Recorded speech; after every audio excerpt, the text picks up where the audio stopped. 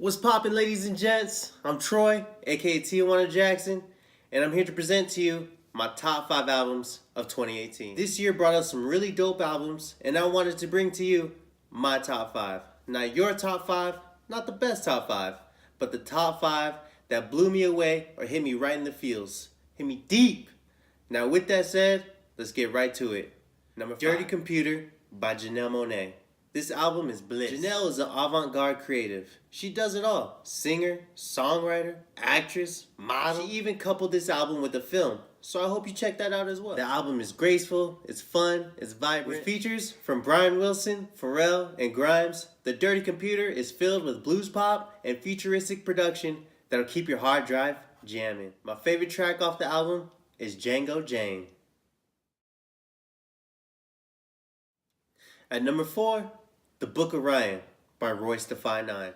Off the first listen, I was blown away. The Book of Ryan is an introspective rap album that's narrated throughout by Royce himself. His hard-hitting and gritty lyrics had me stuck in deep thought. The top-notch storytelling, lyricism, and self-reflection had my AirPods glued to my fucking ear holes. My favorite track off the album is Bablo Boat, featuring J. Cole.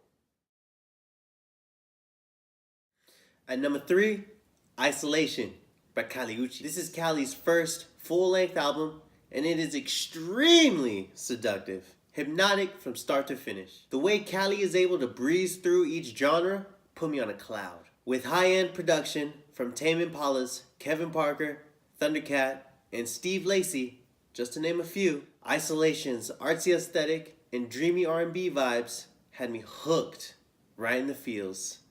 Just took a big grab of my feels. My favorite track off the album is Just a Stranger, featuring Steve Lacy. At my number 2, Anthem of the Peaceful Army by Greta Van Fleet. Alright, first, let's speak on the obvious. They're constantly compared to Led Zeppelin, and I'm not gonna lie, that's what drew me in. Led Zeppelin is one of the greatest bands of all time, so why would you not want to replicate the greatest? It's like hating on Kobe for playing like MJ. If you're going to hit a turnaround J from the elbow, why not make it look like the greatest? That is exactly what this band does. Replicates the greatest, yet still putting a modern twist and even their own shot of uniqueness on every track. The piercing vocals of Josh Kiska slice like a dagger. And guitarist Jake Kiska can fucking throttle it. His riffs, they're explosive. Jake plays like how Josh sounds. It's a thrill to hear, which makes sense, because they're twins. I was actually impressed to hear dad rock from this generation. My favorite track off the album is Watching Over. Now finally, my album of the year. You guessed it, Astro World by Travis Scott. Who put this shit together? I'm the glue. He created this amusement park in my head, featuring a diverse range of producers and artists to headline each attraction. The attractions being the songs, of course. I view Travis more of a composer, like Quincy Jones, or a curator, like DJ Khaled.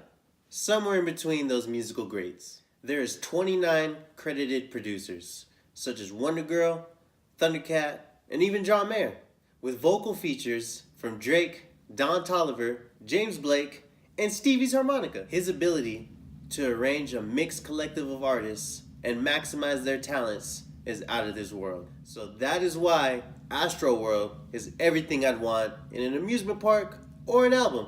It's thrilling, entertaining, and a lot of fun to listen to. My favorite track off the album is Stop Trying to Be God. Alright, jabronis, that was my top 5. I hope you enjoyed it. Go ahead and slide in my comments and leave your top 5. I'll be bringing you many more reviews and lists starting in 2019. Peace and blessings.